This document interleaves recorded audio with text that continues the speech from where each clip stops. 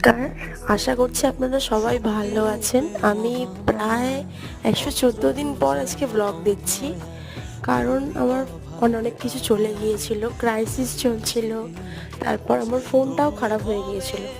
তো আজকে থেকে আমি আবার নতুন করে শুরু করছি। আজকের ব্লগটা হবে হচ্ছে আমি বড়বড় মন্দিরে গিয়েছিলাম, এটাই নিয়েই দেখাচ্ছি। তো আমরা বার হয়েছিলাম হচ্ছে 2টোর সময়, 2টো না সরি 1টার সময় বার হয়েছি।